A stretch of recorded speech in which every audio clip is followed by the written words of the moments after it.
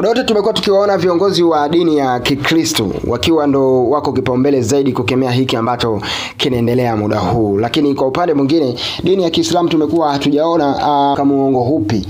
kutokana na hiki ambacho kinachoendelea. Tulikuwa hatujaona kauli yao hata moja kutokana na hiki ambacho kinaendelea cha watu kupotea, watu kinyimwa haki zao za msingi na mambo mengine kadhaa kama wakaza. Lakini Sheikh Nuruddin Kishki amekuwa ni mmoja kati ya mashehe ambao wametoka kwenye jamii na kukemea kile ambacho kinachoendelea, lakini hajaonesha moja kwa moja kwamba anaipinga serikali kutokana na kile ambacho kinachoendelea. Lakini kutokana na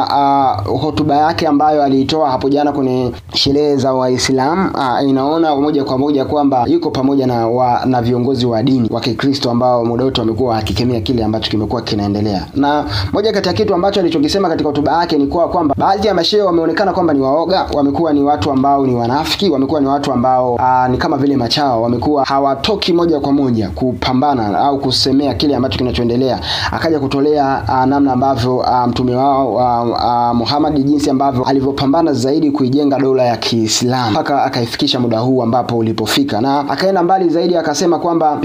ni muda sahihi kwa baadhi ya viongozi wa dini ya Kiislamu kutoka na kuungana na baadhi ya viongozi wa dini ya Kikristo kama ambavyo tumekuwa tunawaona wamekuwa wakikemea kama hiki ambacho Joseph Gwajima alichokutana nacho baada ya kusema kwamba kumekuwa kuna matendo ambayo yamekuwa yanafanyika, especially haya ya utekaji, watu kupotea na kutokujulikana ni mahali gani wamepelekwa, na kumekuwa kuna matukio ambayo yamekuwa yanaleta mkanganyiko mkubwa na kunyima watu amani. Sasa kutokana na kile ambacho kinachoendelea, Sheikh Nuruddin Kishki akaona kwamba sio vema zaidi yaungane na viongozi wengine wa kidini, ambapo viongozi wa kidini imekuwa ni moja kati ya watu ambao wamekuwa na ushawishi mkubwa sana kwenye kuijenga jamii na kwenye kuikosoa jamii pale ambapo inapofanya mambo ambayo sio ya msingi, ambapo wanaona kwamba tukishauri jamii kutoka kwenye hatua hii kwenda kwenye hatua hii basi inaweza ikabadilika. Ndio hiki ambacho Sheikh Nuruddin Kishki akaona kwamba sio vema kuendelea kukalia kimya, kuona jamii ambacho inachokifanya sio sahihi, basi ni muda sahihi wa yeye kuitumia hii fursa ambayo ameipata kukemea maovu ambayo yamekuwa yakitokea nchini. Na ushawishi umekuwa mkubwa sana, na kitu cha msingi ambacho kimekuwa kinakemewa zaidi ni kutokana na mabadiliko ambayo Chama cha Demokrasia na Maendeleo Chadema wamekuwa wakiyahitaji, ambayo wamekuja na kauli mbiu yao ya no reform no election, ambayo imekuwa ni moja kati ya kauli mbiu ambayo imekuwa na upokeaji mkubwa sana. Ukitaka kuamini hiki ambacho ninachokisema muda huu ni kile ambacho kilichomtokea afisa habari wa serikali Peter Msigwa kwenye chuo kikuu cha UDOM baada ya kuwa anawahutubia wanachuo kwa hasa zaidi washiriki kuna uchaguzi ambao unaenda kufanyika mwezi huu Oktoba mwaka 2025. Wamekuwa wakisema kwamba wanahitaji mabadiliko, na wamesema kwamba hawataweza kushiriki kwenye uchaguzi kama hakutokuwa mabadiliko ambayo wenyewe wanayotaka. Na kauli ambayo ilikuwa inasikika pale ilikuwa ni no reform no election, ndio ilikuwa ni kauli ambayo ilikuwa inasikika pale. Na kwa namna ambavyo Msigwa alivyokuwa anazidi kuwapa hamasa vijana, ndio jinsi ambavyo vijana walivyokuwa wakiendelea kupiga kelele, na akawaasa kwamba waambie kidogo,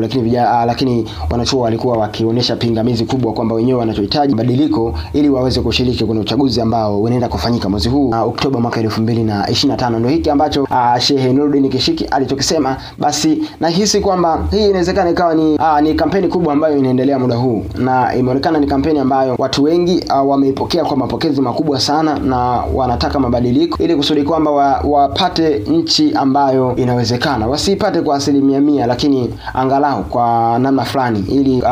waishi wakitegemea kwamba siku moja kwamba kile ambacho walichokuwa wanakitegemea kutoka serikalini basi wanakuja kukipata, na kile ambacho walichokuwa wanakitaji kutoka kwa viongozi wao ambao wamewapa dhamana kwa ajili ya kwenda kuwasemea wanakipata, japo sio kwa ukubwa ule ambao wenyewe wanaotaka, lakini kwa kiasi chake basi waweze kukipata, si ndivyo? Sasa wewe una maoni gani kutokana na hiki ambacho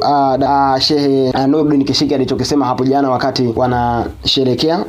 sikukuu yao ya Eid? Na akasema kwamba viongozi wa Kiislamu waache unafiki na waache uoga na waache uchawa, kwani wanatakiwa kusimamia kwenye kile ambacho mtume wao alichokifanya, anajenga dini yao wakati anaipambania kuitengeneza ngome ya Kiislamu ambayo ni dini ambayo